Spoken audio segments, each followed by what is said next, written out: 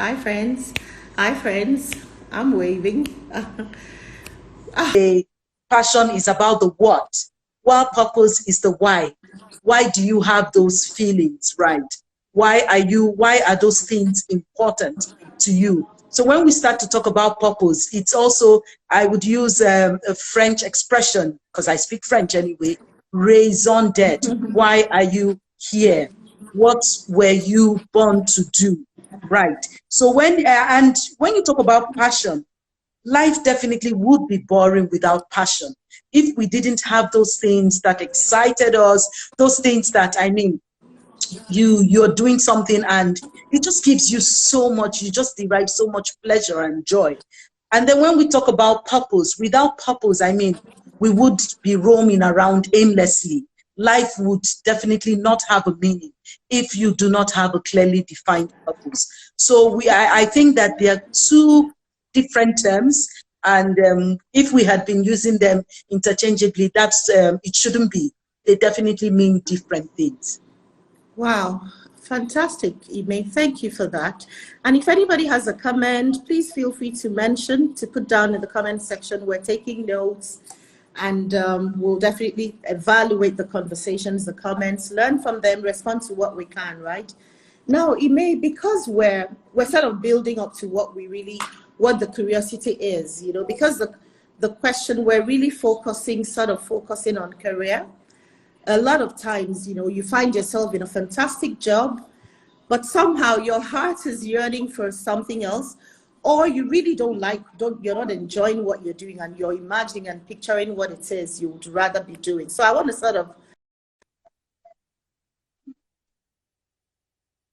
to bring it to career, to say, if what you're passionate about is really different from your career or your life's work or what you're currently doing, what do you do? How do you make a transition? How do you change? How do you cope? Working in HR, I've come across people who keep saying, and even outside of HR, I run into people who say, just 2 days ago, I got a comment on my page, and somebody who's in a job saying, I'd like to do something different for ABC reasons. What do you do when you feel that you're not really following what makes your heart sing, but it pays the bills? It looks fantastic. It looks reasonable to everybody, and everybody around you, that this is what you should be doing. But somehow there's a hunger for something different. How do you navigate? Hi, Eukaria. Well, so in pursuing your passion, I would say that it's a process.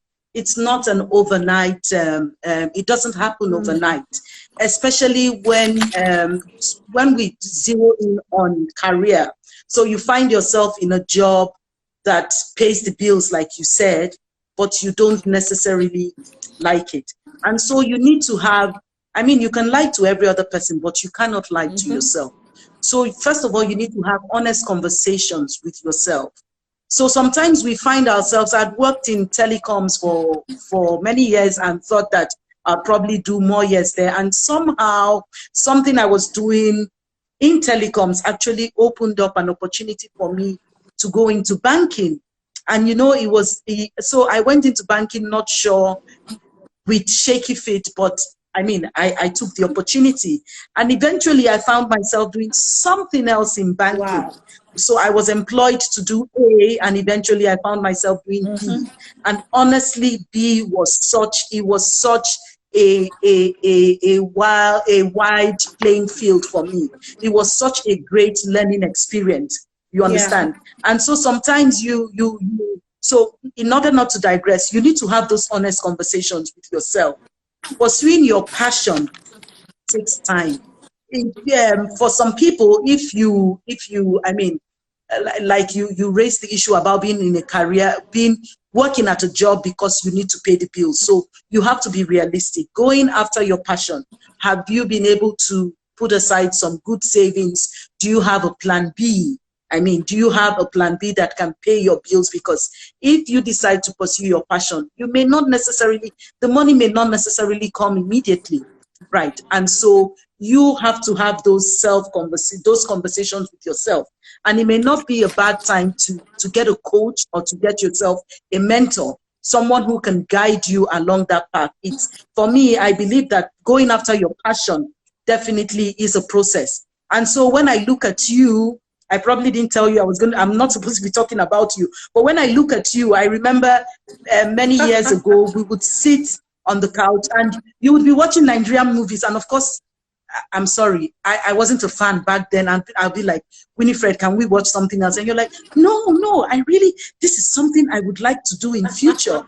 And I keep telling everyone, the first time someone saw you on the screen, the person called me to say, I thought I saw someone like Winifred in the movie. I said, yes, not someone like Winifred. That was Winifred you saw in the movie. And so it gives me so much joy. I think well, it just happened, and it's just very motivating and inspiring to see you going after your passion.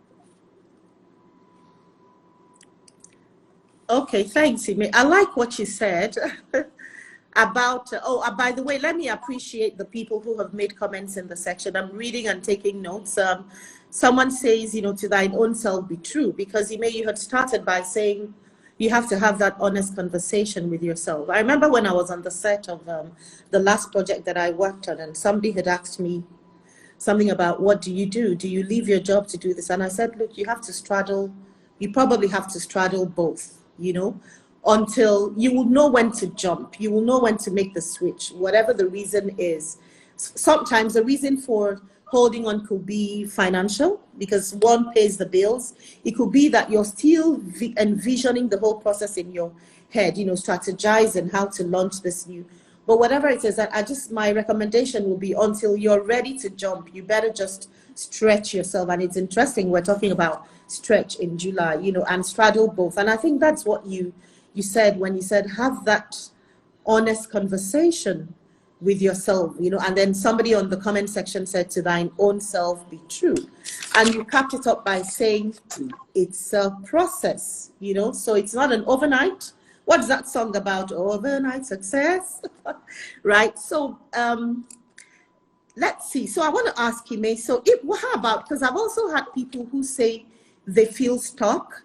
They would love to try something different, but not quite sure how to jump, how to go about it. So what do you do if you feel that you can't, or you're unable to make a switch for whatever reason? Sometimes it's fear. Sometimes we're our own worst critics, right? We never think we can, we will, we should, we just feel that we're not enough, even though we sing to ourselves all the time that we're enough. What do you do when you really hunger? It's amazing if I tell you the number of people I've had conversations with on my journey, or this journey, who tell me all the time, look, I would like to be doing this. I have a friend, that I met recently in the industry, who's a trained medical doctor, but she's a fantastic actor.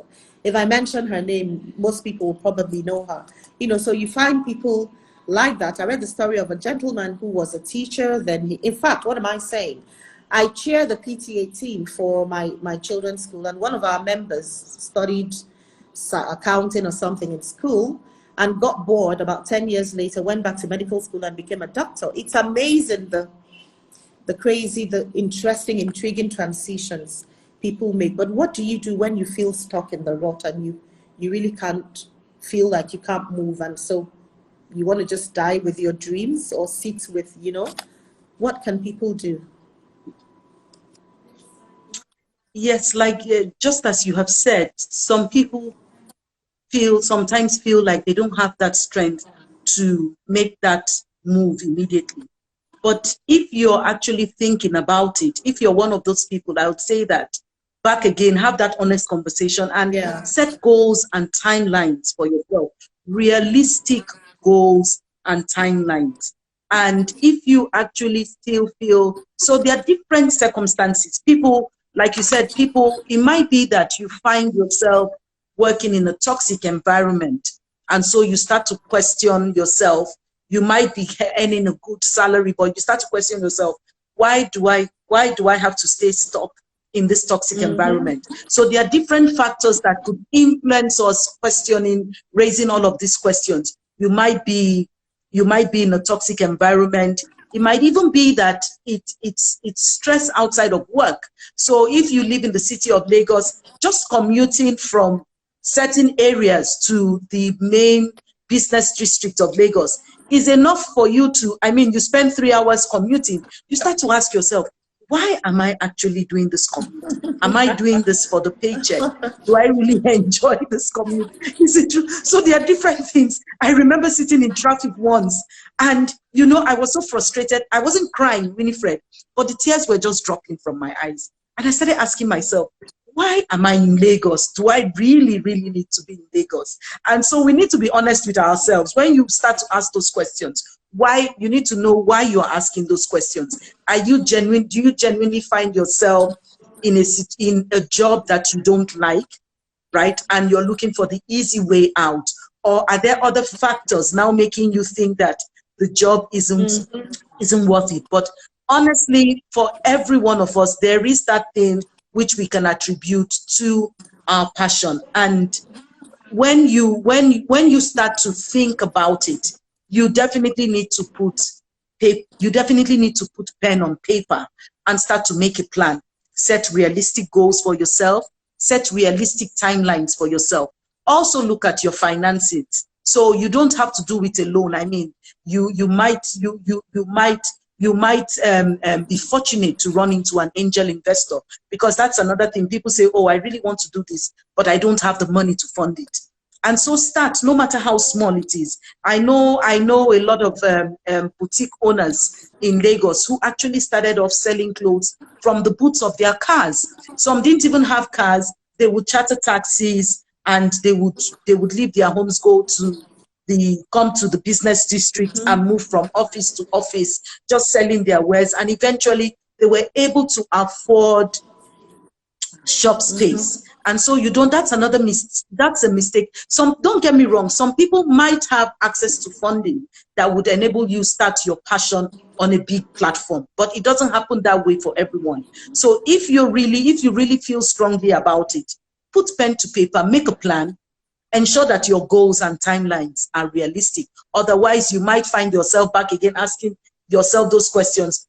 Am I really passionate about this? And then you just find yourself in a vicious circle. And another thing that we tend to downplay is that you can never, in this journey, you cannot do it alone.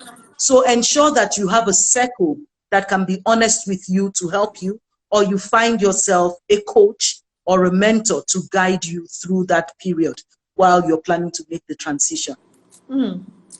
Thanks a lot, Ime. So a coach, like a trust circle, a mentor, it's a process when you start asking yourself those questions.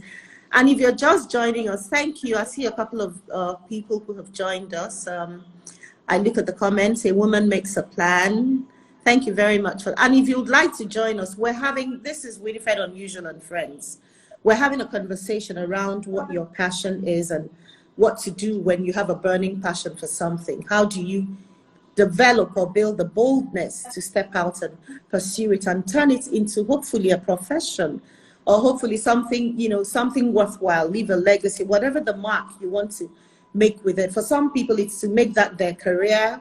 For some people, it's to build something and leave a legacy, And so we have Ime, who has recently started something that she's excited about. And Ime, if you don't mind, I'm going to ask you to make it personal eventually, because now we're sort of talking around it, what it means, how you find it, and all that. But from the last few comments, you said something about, and you see, because I don't want us to mix up temporary challenges or issues or situations at work or in life to make that begin to question our dreams. I think that our dreams are deeper than that, right? So if you're in your dream job or your dream business or dream career and all that, you probably will still face challenges. The fact that you're doing something that you love doesn't mean it's El Dorado, right? The challenges that could be brick.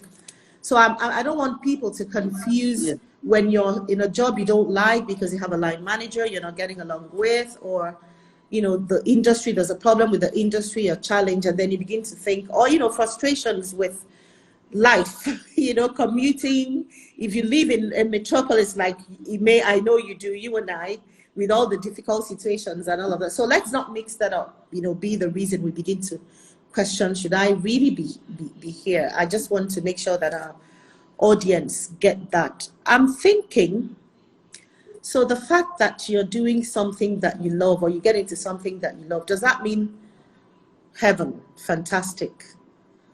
Does that necessarily mean that everything is going to work out fine? What do you think? What's your take on that? And yes. So just to make it a bit more personal, you had mentioned that I'm doing something new. Now, I would take you back to my childhood. I grew up in the beautiful city of Calabar, and anytime we wanted to eat fresh fish, my mom would go to the waterside. We had this waterside market in Calabar, and she would buy the fish fresh out of water, bring it home, and make a meal immediately. And I mean, the taste was out of this world. And so, living in the city of Lagos, I had been to the market several times. I would buy fish. I would get home and I'm like, no. This doesn't taste like what I had.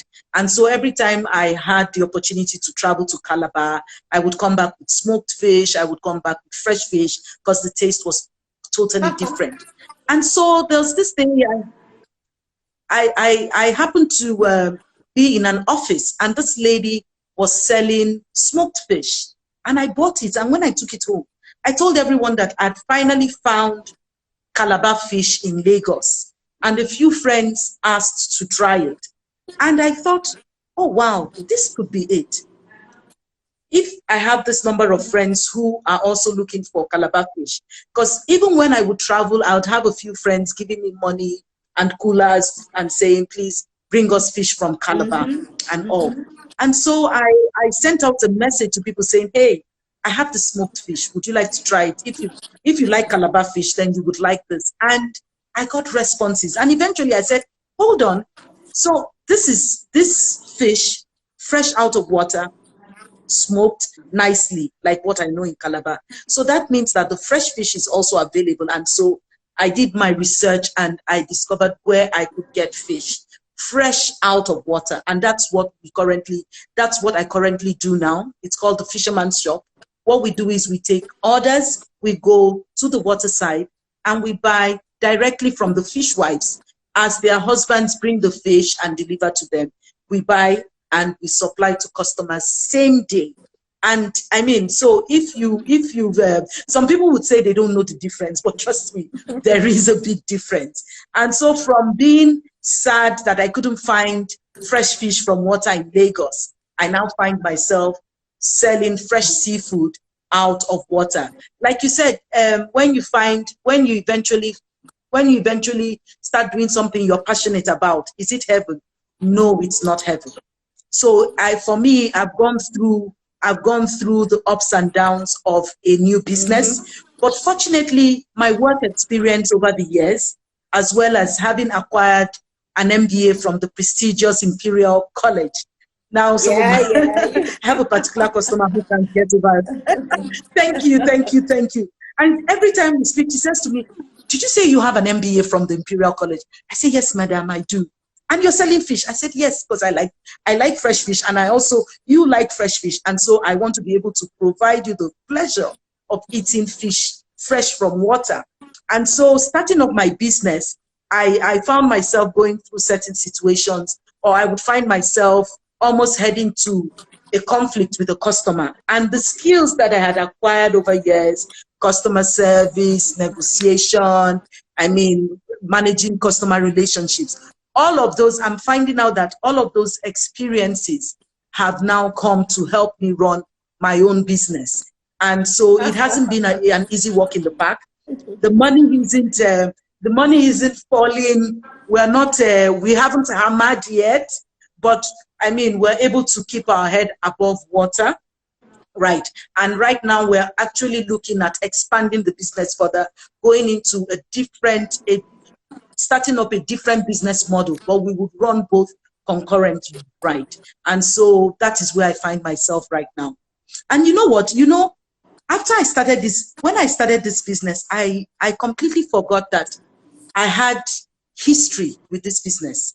I'm not sure I've even told you, Winifred. So my grandfather, my mother's father, was a known fish merchant in the city of Warri in the 60s and the 70s. Interesting. Right. And so he used to come all the way from Warri to Lagos to buy fish,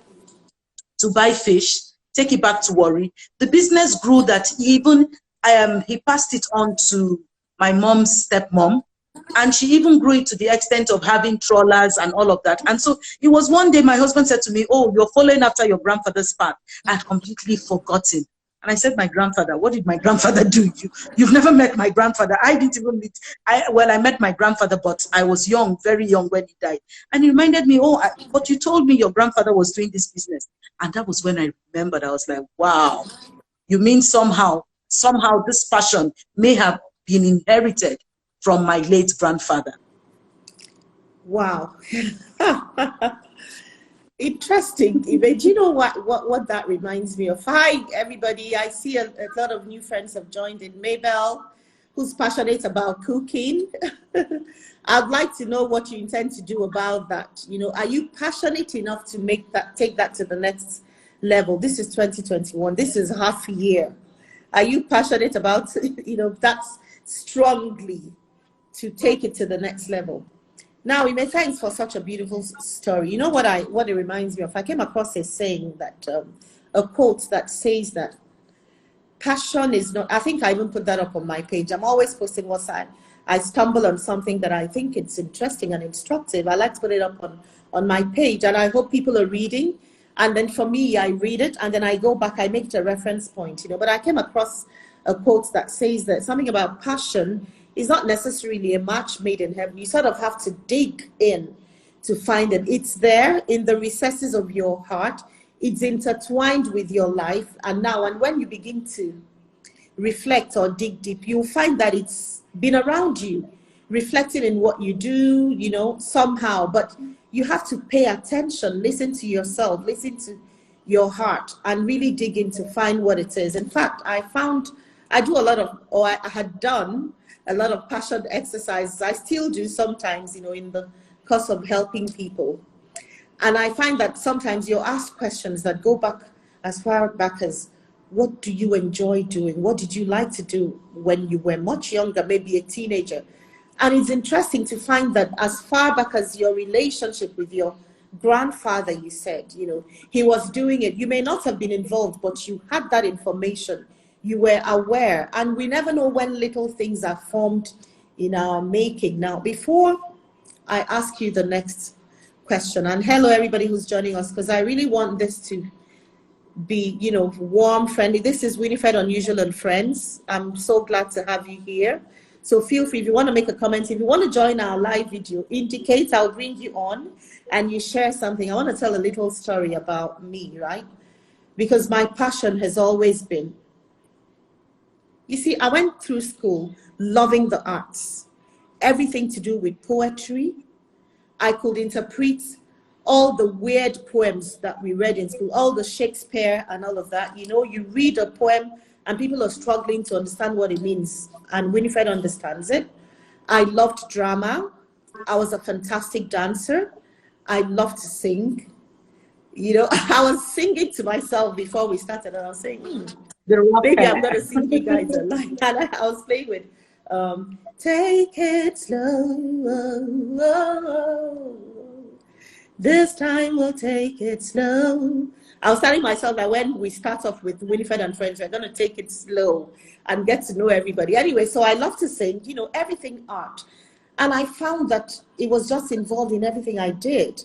I've held very serious and very senior positions on boards and in my organization and all that, but I always found a way to bring in creativity into it. So it was never far from me. And then, of course, my love for an appreciation for the Nigerian entertainment industry, not just Nigerian movies, like you say, which, by the way, I'm still very proud of, because we have come a really long way, but I generally appreciate that industry.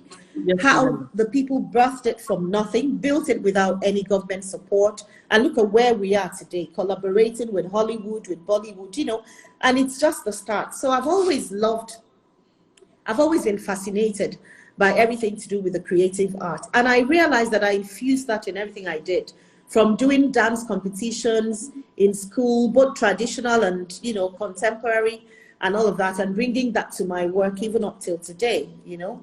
And then finding out that now I don't know if there's any entertainer in my history. Perhaps I'll be the first in my bloodline. But what I'm trying to say is that it was always in me. It was always, so it's not a surprise to a lot of my friends or to me, or, you know, that I've gone in that direction, you know, which you sort of corroborated in what you said about having that in the history, your family. So everybody here who's listening, one little exercise that I'd like to recommend, because beyond just having this conversation, I want you to walk away with an awareness. Perhaps there's something that's been playing in your mind. Perhaps you want to dig deeper. You want to evaluate, is this an area of interest, you know? This little exercise, can you ask yourself something, what is it that you really love to do? And listen to your heart. What is it that you enjoy doing? What is it that comes naturally to you, that friends always, you know, you're in a group and people say, maybe a group project, and they're assigning roles and everybody says, oh, Miss X can handle this, because people can sort of tell, right? What is it that people say you're great at? What does life throw at you? What opportunities do people offer to you or invite you into? What would you like to do without even getting paid for it? If you can answer some of these questions, it's okay. You might come up with a list of 2, 3, 4, 5.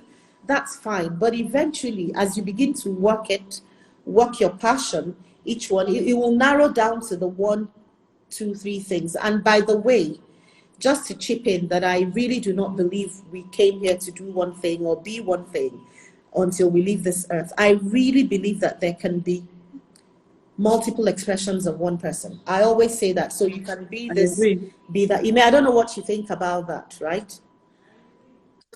I agree. You know, so it's okay if you come up with 1, 2, 3 things on your list of things that really irk your interest, things that you're curious about, you know, put it down and then begin to reflect. You will see that perhaps life, the universe, your purpose, your calling has been nudging you, you know, in a particular direction. I hope I haven't confused us. I wanted to make this really light-hearted, easy to assimilate so that everybody can relate with it. So back to you, Ime. I'm going to ask you to please share the story of, you know, the boldness to make that transition, because I know that when you were birthing the fisherman's shop, you had a number of considerations on the table. I was one of those who came up with some suggestions, but eventually you were confident. You narrowed down to that one. How did you make the transition? Your fears, because a lot of us perhaps have been liberated from that fear, but quite a lot of people still, you know, go through that fear and all of that. So how do you overcome all the internal battle within you? What will people think? Will I make a success of it? How will I sell this from this to that? You know, and I'm using sell broadly, like how do I reflect this new life from this to that and all of that?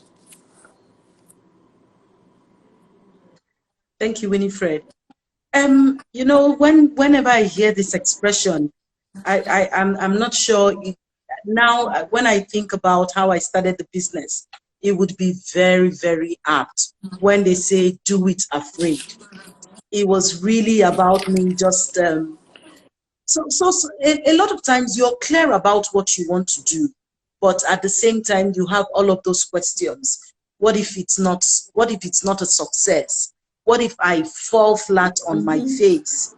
Right. How do I go about acquiring customers? How do I build it? I know nothing about branding and all of that. And so I went through all of those questions. So it wasn't like I just woke up and decided, aha, yes, this is it. This is definitely me igniting my passion. No. It was a gradual process. And like you said, so many questions. And I actually had to, like I advised earlier, I actually had to put pen to paper to say, okay, how do you go about acquiring customers? Right. So in those days, I was thinking about business in those days where you would spend a lot of money trying to advertise on on television and now and all of that. But now we have social media. So what did I do? I was worried about acquiring customers. I started off with the network of people on my phone. And you see, I might meet you. There are people that I'd met maybe 10, 15 years ago, and somehow I'd never called them. And the next thing they saw from me was a message saying, "Hi, I just started up the fisherman's shop. This is what we offer." And yes. So I actually had people responding. I mean, I just did a cell broadcast. Of about of over 200 people in my contacts, 200 females in my contacts. Yes, I sat down one day and put the list together and everything, and sent out a message. And I started hearing from people I hadn't spoken with in years saying, "Oh gosh, I've always looked for people. I was like you. I've been to so many markets and they just don't have this kind of fish. I'd like to place an order." And so that was encouraging for me, right? And then, of course, you can never do it alone. I have a good friend who does branding and marketing. And I said to her, "What do I need to do?" So even when I was setting up my Instagram account, I was sending her pictures. "What do you think? Should I?" Even till now, sometimes I want to put out a post. I say to her, "What do you think? Do you think this sounds?" So sometimes, and the numbers were not coming immediately. So for instance, when you're selling on social media, you need to give your potential customers time to build that trust. They need to see your footprint. They need to be sure that, yes, if I give my money, there have been instances where I met people on Instagram and they said, "I don't know you, I'm not going to give you my money." And I said, "Okay, you know what? I will deliver your order. When you receive your order, you can make payment." Trust is, when you talk about trust, it's between two people. So if I expect you to trust me, then probably I should put my own foot forward and trust you. So there were instances where I sent the order off without receiving a penny, and they got their orders and they made the payments, right?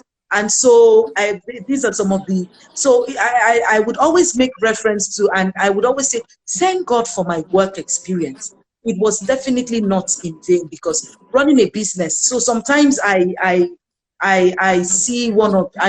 look at some people running their businesses and I say, if you've worked in a corporate environment, you won't speak to customers this way. If you understand that one customer has the potential to bring you 10, 20 more customers, then you definitely would not be addressing the customer in this manner. I don't know if you've come across people who are rude and they feel like, "Oh, please go away, I'll find another customer." No, the same, it takes, it takes you the amount of time it takes you to find one customer, you lose one customer, and before you can get another one. So sometimes people running businesses don't understand some of these concepts that we talk about. So for me, my work experience, and also, my work experience helped me in no small way when I had all of those businesses. And the truth of the matter is, you definitely have to do it afraid when you're ready.